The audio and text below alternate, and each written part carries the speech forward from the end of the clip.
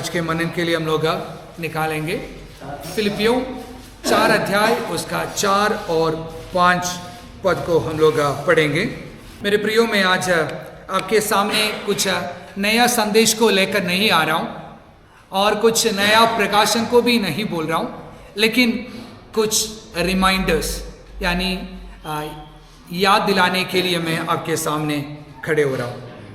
मेरे प्रियो, ये वचन ज़्यादातर लोगों को एक नया वचन नहीं है, लेकिन कुछ चीज़ ऐसा होता है हम लोग चलते चलते हमको बीच में याद दिलाना बहुत ज़रूरी है। हमारे बच्चे पढ़ाई करने के समय फर्स्ट चैप्टर पढ़ाई किया, सेकेंड, थर्ड, फोर्थ, इस तरीके से आगे बढ़ेंगे। बीच में रुककर एग्जाम से पहले क्या करेंगे, एक और बार फर्स्ट चैप्टर को निकालेंगे और मेन पॉइंट्स को देखेंगे। क्यों? हमको ये भी बहुत ज़रूरी है और एग्जाम लिखने के लिए। उसी तरह हमारे आत्मिक जीवन में हमको हर दिन नया प्रकाशन के ओर जाना बहुत ज़रूरी है, लेकिन कुछ ऐसे बुनियादी चीज़, बेसिक चीज़ हमको इम्पोर्टेंट है, हमको बार बार याद दिलाना ज़रूरी है। फिर प्रियम, समय को देखते हुए मैं जल्दी आगे बढ़ना चाहता हूँ। इधर इस 2 आयतों में 3 इंपॉर्टेंट पॉइंट्स को हम लोग देख सकते हैं। सबसे पहले ऐसा लिखा है, always rejoice in the Lord. हमेशा क्या करना है? प्रभु यीशु मसीह में, प्रभु में आनंदित रहना है। दूसरी चीज, let your gentleness be known to all. आपके कोमलता क्या करना है? सभी लोगों के पास, सभी लोगों को प्रकट होना है, उनके सामने प्रसिद्ध होना है। तीसरा इंपॉर्टेंट चीज, जीसस इज कमिंग सून। प्रभु यीशु मसीह का आगमन निकट है। मेरे प्रियो, मैं इसका रिवर्स ऑर्डर में बताना चाहता हूं। प्रभु यीशु मसीह का आगमन निकट है, इसलिए हर एक विश्वासी अपने आप को तैयार रखना बहुत जरूरी है।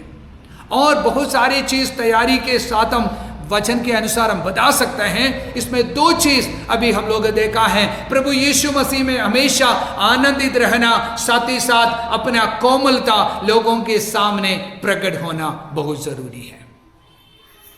हम लोग एक एक पॉइंट्स को हम लोग आगे देखेंगे।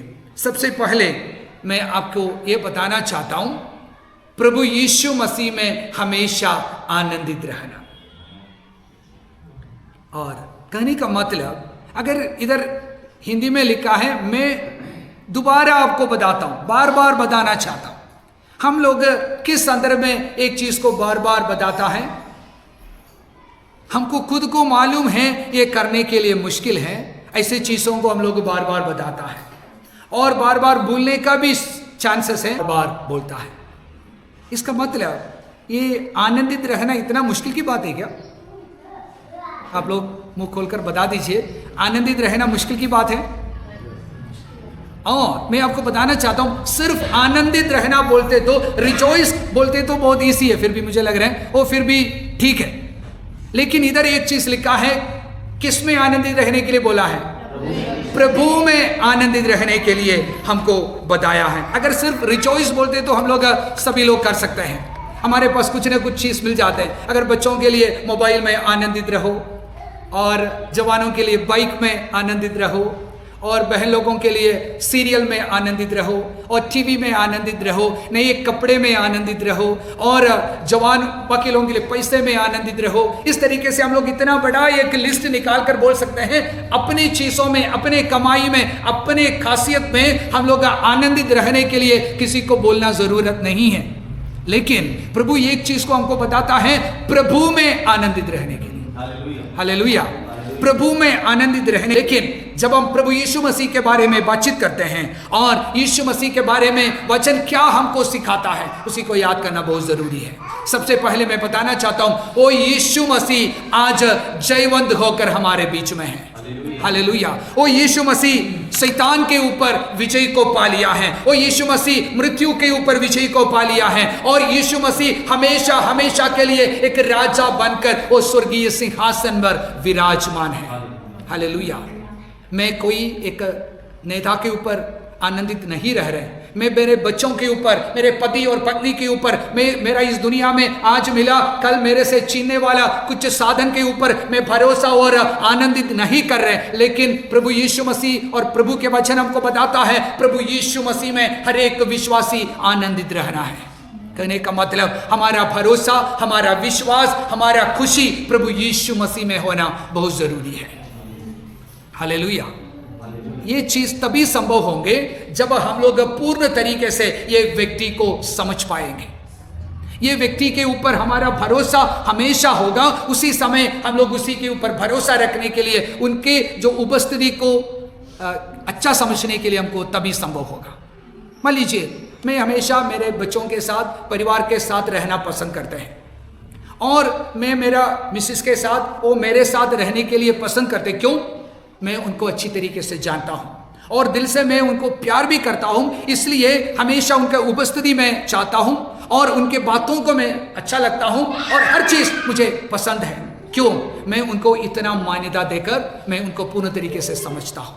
मेरे प्रियो, मैं आज आपसे पूछना चाहता हूं, आप तो चर्च में आ रहे, संगति में आ रहे, लगातार यीशु मसीह का नाम ले रहे, लेकिन वास्तव में ये यीशु मसीह के बारे में आपको एक पूर्ण जानकारी है? ये यीशु मसीह आपके लिए क्या किया है उसी के बारे में आपको एक समझ है? मेरे प्रियो, मैं आपको बताना चाहता हूं, जब आप पापी ही थे, जब आप पाप के बंधनों में पड़ गया था, उसी समय प्रभु यीशु मसीह आपको छुड़ाने के लिए, आपके उस दुरावस्था से बाहर निकालने के लिए प्रभु यीशु मसीह आपके ऊपर तरस दिखाया है। आपके परिवार में कोई नहीं था, आपके समाज में कोई नहीं था। जब हम लोग गंदगी में पड़े थे और हमारे जीवन में परेशानी थे, लोग बोलते बेचारा बेचारी क्या करे, उतना ही था, उससे बढ़कर कुछ नहीं था। लेकिन उसी समय प्रभु यीशु मसीह नीचे आकर आपके दुरावस्था से प्रभु ने आपको ऊंचे लेके आया है। कहने का मतलब आपके परिस्थिति को प्रभु ने बदल दिया है। हालेलुया। और वचन में लिखा है आपके परिस्थिति तो बदल गया, लेकिन ये परमेश्वर प्रभु यीशु मसीह कभी भी बदलता नहीं है, उनका प्रेम कभी भी बदलता नहीं है। आपके प्रति प्रभु यीशु मसीह का कंसर्न, बोझ कभी भी बदलेगा नहीं, क्योंकि परमेश्वर सर्वशक्तिमान परमेश्वर है, अनादिकाल की परमेश्वर है। परमेश्वर अपना स्वभाव को बदलता नहीं है। इसलिए अगर आप एक संडे नहीं आते तो भी, एक हफ्ते प्रार्थना नहीं करते तो भी प्रभु आपको छोड़ता नहीं है। फिर भी आप लगता है अरे यार तो प्रार्थना करने मतलब नहीं करते तो भाई कोई बात नहीं, मुझे तो सब कुछ मिल रहा है, लेकिन उसी का फायदा मत उठा जाए ना, नहीं उठाना है। लेकिन प्रभु आपके ऊपर तरस दिखा रहे हैं, प्रभु आपको प्यार कर रहे हैं, इसलिए आपको अभी तक प्रभु ने दंड नहीं दिया, अभी भी आपको प्यार कर रहे हैं। इसका मतलब ये नहीं अपने मन मर्जी में जियो, लेकिन प्रभु का वचन आज आपको क्या बताना चाहता है? प्रभु के आवाजों को सुनने के लिए, प्रभु के उपस्थिति में बैठने के लिए प्रयास करो। वो तभी संभव होगा प्रभु में आनंदित रहने वाला व्यक्ति। अगर प्रभु में आनंदित रहने के लिए आपको नहीं मालूम है तो आप प्रभु के वचन को सुन नहीं पाएंगे। प्रार्थना करने में आपको क्या बोलते हैं, थकान लगेगा, और वचन पढ़ते तो आपको बोरिंग लगेगा। क्यों? आपको प्रभु से सिर्फ आशीष चाहिए और प्रभु की उपस्थिति आप नहीं चाहते हैं। लेकिन आज प्रभु की आत्मा प्रेरित पौलुस के द्वारा हमारे सामने यह बताता है प्रभु में हर समय आनंदित रहने के लिए सीखना है। ये मेरे लिए, आपके लिए है, और एक क्या बोलते हैं, एक सिद्धांत के रूप में, एक आज्ञा के रूप में यह वचन दिया है। कहने का मतलब हम सभी को करना जरूरी है। हम लोग प्रभु में आनंदित रहना सीखना है। आपके छोटे छोटे चीजों में, छोटे खुशी में आनंदित रहने की बात नहीं कर रहा। अगर ऐसा चीजों के ऊपर आप आनंदित रहते तो एक हफ्ता रहेगा, दूसरा हफ्ता आप दुख में होगा। लेकिन प्रभु की आत्मा आज हमसे सबसे बताता है प्रभु यीशु मसीह में आनंदित रहना बहुत बड़ी बात है। प्रभु यीशु मसीह के बातों को सुनकर उसी में आज्ञाकारी बनना बहुत जरूरी है, और प्रभु के साथ समय बिताना, प्रभु के कार्यों के लिए आगे खड़े होना बहुत इंपॉर्टेंट बात है। वो तभी संभव होगा हम प्रभु के वचन को और प्रभु के नाम को प्राथमिकता देना बहुत जरूरी है। हालेलुया। आप लोग मेरे साथ हैं? मैं कुछ कठिन बातों को नहीं बोल रहे ना, ऐसे लग रहा है आपको इतना बहुत ज्यादा भैया एकदम मुश्किल है। मेरे प्रियो, प्रभु यीशु मसीह को आपके दिल में करीब रखना है। आपके पड़ोसी से बढ़कर, पति और पत्नी से बढ़कर, बच्चों से बढ़कर प्रभु यीशु मसीह आपके जीवन का मुख्य स्थान होना बहुत जरूरी है। हालेलुया। और सेकंड पॉइंट में हम लोग आएंगे, उधर ऐसा लिखा है, let your gentleness be not to all. वो वचन एक और बार पढ़ लीजिए, 5वां वचन। तुम्हारी कोमलता सभी लोगों के सामने प्रकट हो।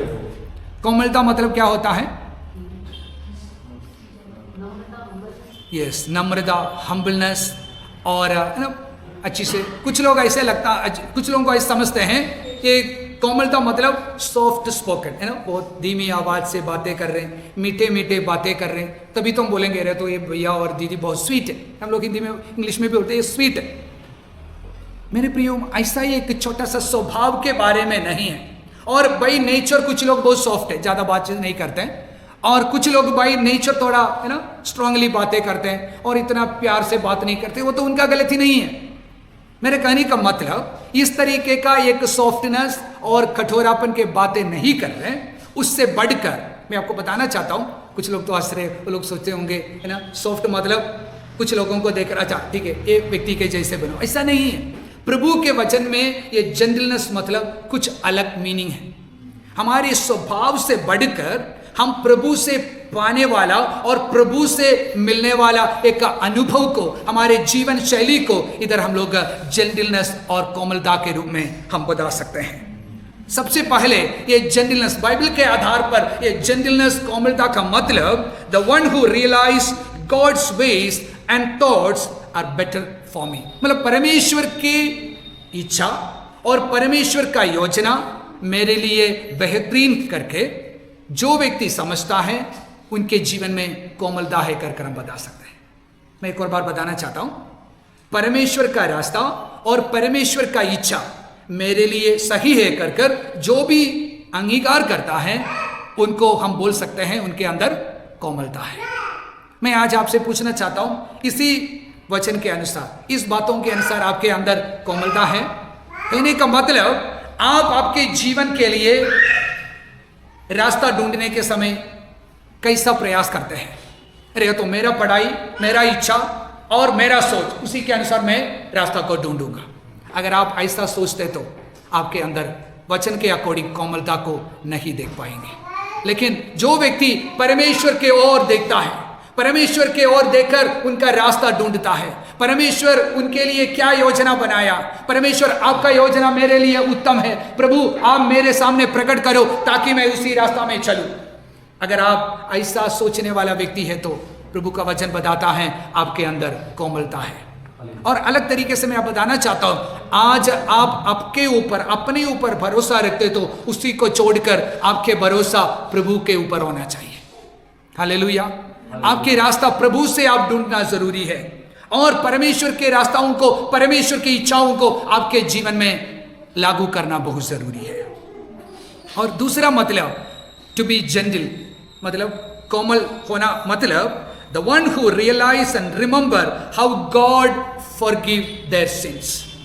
ये व्यक्ति ऐसा होगा, एक व्यक्ति के अंदर कोमलता है तो वो व्यक्ति ऐसा याद करेंगे मेरे अंदर कितना पाप था और प्रभु ने कैसे मुझे छुटकारा दिया और मुझे माफ किया है। समझ में आ रहा है आपको? ये व्यक्ति के अंदर कोमलता है तो वो व्यक्ति ऐसा सोचेगा परमेश्वर मैं कितना पापी मनुष्य था लेकिन प्रभु आपने मुझे बचाया है। वो ये कोमलता का अलग एक एप्लीकेशन में बताना चाहता हूं। मैं तो पास्टर हूं इसलिए आप सभी लोग पापी हैं, अरे यार तो एल्जिन पापी है, अनिल पापी है, ये अनिल जो भी करते गलत है, इस तरीके से मैं एक जजमेंटल तरीके से, समझ में आता है, अरे तो सिर्फ धर्मी मैं हूं बाकी सभी लोग पापी हैं, उसी तरीके से बातें करना, उसी तरीके से व्यवहार करना, वो उसी का पृष्ठभूमि क्या है? हम सोचते हैं मैं वो बाई बर्थ मैं इतना धार्मिक हूं और परमेश्वर मेरे लिए कुछ किया नहीं है, अगर करते तो भी मेरा खूबी के वजह से प्रभु ने कुछ किया है। अगर ऐसे सोचते तो हमारा प्रत्युत्तर भी उल्टा होगा। कहने का मतलब जब हम लोग प्रभु की उपस्थिति में नम्र होता है, कोमलता हमारे जीवन में तभी आता है, हम मन में और प्रार्थना में ऐसे विचार करना, प्रभु मैं कितना पापी मनुष्य था, मैं कितना गलत काम करने वाला व्यक्ति था, लेकिन प्रभु आपने मुझे बचाया है। अगर ऐसा एक सोच के साथ चलते तो आपका कोई भाई बहन कुछ गलती करते तो आप उनके ऊपर आरोप नहीं लगाएंगे, आप उनको इतना नीचा नहीं देखेंगे, आप उनके साथ जाकर बहन भाई आप चिंता नहीं करना, प्रभु आपको बचाएंगे। इसका मतलब आपका एटीट्यूड बदल जाएगा। समझ में आ रहा है आपको? इसका मतलब आप ये नहीं बोलेंगे अरे यार तो आपने अनिल इतना गलती आपने किया है, मैं देखो इतना धार्मिक हूं। आप ऐसे नहीं करना चाहिए। हमारा तरीका बदल जाएंगे, क्योंकि मैं भी प्रभु के उपस्थिति से प्यार और परमेश्वर ने मुझे दया दिखाया, इसलिए मैं जीवित हूं कर समझने वाला व्यक्ति कभी भी अहंकार के साथ बातचीत नहीं करेगा और गुस्सा के साथ बातचीत नहीं करेगा, और हम लोग अपने तरीके से न्याय को चुकाने के लिए कोशिश भी नहीं करेगा। तीसरा पॉइंट वो है accept God's judgement for people and issues. कहने का मतलब अगर कुछ दिक्कतें हमारे चारों तरफ देख रहे हैं, अगर कोई भी गलती किया है, उसी समय हम लोग अपना न्याय को उनके ऊपर थोपने के लिए प्रयास नहीं करना। हम लोग क्या सोचेंगे, परमेश्वर आप इनके जीवन में क्या देना चाहते हैं आप वो कर लीजिए, मैं उसी के कुछ नहीं करना चाहता। आपको समझ में आ रहा है मेरा बात? मेरे प्रियो, हम लोग बदला लेने के लिए कभी भी प्रयास नहीं करना। अगर हम सोचता है, विचार करता है मेरा परमेश्वर मेरे लिए जो भी करता है वो भलाई के लिए करेगा, अगर मेरा जो शत्रु मेरे खिलाफ में कुछ काम किया, मैं अपने तरीके से कुछ करने की जरूरत नहीं है, जो भी करना है प्रभु करेंगे। अगर आपके दिल में ये चीज लिखा है तो आप उनके विरोध में कुछ भी नहीं बोलेगा, कुछ भी विचार नहीं करेगा, अरे और तो बंदे को कुछ भी फलाई नहीं होना चाहिए, और मैं जैसे सोचता हूं उसी तरीके से गलती उनके जीवन में होने दो, और उनको कुछ इस तरीके से लोग बोलते हैं। ऐसा चीज हमारे जीवन से नहीं होगा। अगर आपके जीवन में अभी मैंने जो भी बोला है इस तरीके का गलतियां और सोई विचार घमंड के साथ आप भरे रखा है तो आपके अंदर कोमलता नहीं है। इसलिए प्रभु का वचन बताता है आपके जीवन से क्या दिखाई देना जरूरी है, कोमलता। लेकिन आज लोग आपके जीवन से क्या देखता है, क्या देखता है? कोमलता का ऑपोजिट क्या होगा? क्या? कठोरता। आज चर्च में आने वाला लोग, आपके साथ काम करने वाले लोग, पढ़ाई करने वाले लोग आपके जीवन से, आपके रिश्तेदार आपके जीवन से कठोरता को देख रहे और आपके जीवन की कोमलता को देख रहे। ये वचन में लिखा हुआ एक सजेशन नहीं है। सजेशन बोलते हैं ना भाई, अगर हो सकते तो कर लेना, ऐसा वाला बात नहीं है। ये एक आज्ञा है। हर एक विश्वासी अपने जीवन से क्या दिखाना है? कोमलता। मैं आपको दोबारा बोलना चाहता हूं, कोमलता मतलब अरे भैया जय मसीह की, इस तरीके से हंसकर और ऐसे कर बात करने वाला बात नहीं है। आपके जीवन में कहने का मतलब आपका भरोसा परमेश्वर के ऊपर होना चाहिए, आपका रास्ता परमेश्वर से आपको ढूंढना चाहिए। आप बदला लेने के लिए कोशिश मत करना, बदला लेने वाला चीज परमेश्वर है, वो परमेश्वर देखेगा और परमेश्वर के ऊपर छोड़ देना। आपके शत्रु कितना भी विरोध आपसे बातें करे, आपको लिए गलत करे, कोई दिक्कत नहीं, आप प्रभु के ऊपर छोड़ देना।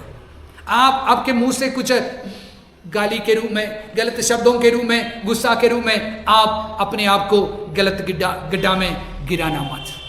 आप सारे चीज प्रभु के ऊपर छोड़ना बहुत जरूरी है। अगर आप प्रभु के ऊपर छोड़कर, प्रभु जो भी है आपके वजह से मेरे जीवन में मिला है, जो भी मैं आज हासिल किया है प्रभु आपने मुझे दिया है, उसी विचार के साथ नम्रता पूर्वक आगे बढ़ते तो आपके अंदर कोमलता पैदा हो जाएंगे। वो कोमलता देखकर लोग परमेश्वर को महिमा दिलाएगा। Hallelujah, hallelujah. मुझे मालूम है इसमें हालेलुया बोलना थोड़ा मुश्किल है, क्योंकि काफी बार कोमलता के जगह पर हमारे अंदर कठोरता ज्यादा आता है। लेकिन प्रभु हमको एक चेतावनी देता है। तीसरा पॉइंट में क्या लिखा है? प्रभु की आगमन निकट है। प्रभु मतलब कौन है? सर्वशक्तिमान परमेश्वर, सारे सृष्टि को रचना किया हुआ परमेश्वर दोबारा अपने लोगों को लेने के लिए इस दुनिया में दोबारा आएंगे। हालेलुया। प्रभु यीशु मसीह एक बार आया अपने लोगों के लिए जान देने के लिए, और यीशु मसीह आकर हमारे लिए अपना जान कुर्बान किया, और मेरे और आपके पापों के बदले यीशु मसीह काल्वरी क्रूस पर अपना जान कुर्बान किया है, और अभी दोबारा आएंगे। दोबारा उनका जीवन कुर्बान करने के लिए नहीं आ रहे, लेकिन जो व्यक्ति यीशु मसीह के लिए जी रहे उन्हीं लोगों को अपने पास बुलाने के लिए यीशु मसीह बादलों में दोबारा आएंगे। हालेलुया। मेरे प्रियो, इन दिनों में आप देख लीजिए दुनिया के चारों तरफ युद्ध, बीमारियां, भूकंप, इस तरीके से जो चिन्ह चमत्कार हम लोग देख रहे हैं, ये सारे चिन्ह एक चीजों को दर्शाता है, प्रभु यीशु मसीह का आगमन निकट है। हालेलुया। वचन में जिस तरीके से लिखा है उसी के आधार पर यीशु मसीह इस दुनिया में आया और पापों के लिए क्रूस पर मरा है। यीशु मसीह ने जिस तरीके से जो भविष्यवाणी में लिखा था उसी तरीके से सलीब पर चढ़ गया और मृत्यु को पा लिया और तीसरा दिन जी उठा और स्वर्ग में चले गया। उसी तरीके से वचन में एक और चीज लिखा है, यीशु मसीह दोबारा आने वाला है। मेरे प्रियो, ये एक कहानी नहीं है, एक किसी के लोगों के मन में सोचा हुआ एक विचार नहीं है, ये हकीकत है। इसलिए मेरे प्रियो, प्रभु का वचन बताता है अपने आप को तैयार करें। अगर आप मन मर्जी से इस दुनिया में जीकर प्रभु यीशु मसीह के आगमन के लिए इंतजार करते तो आपके जीवन में कुछ फायदा नहीं होगा। इसलिए अपने आप को तैयार करना है। एक और मैं बताना चाहता हूं, प्रभु यीशु मसीह में आनंदित रहना है।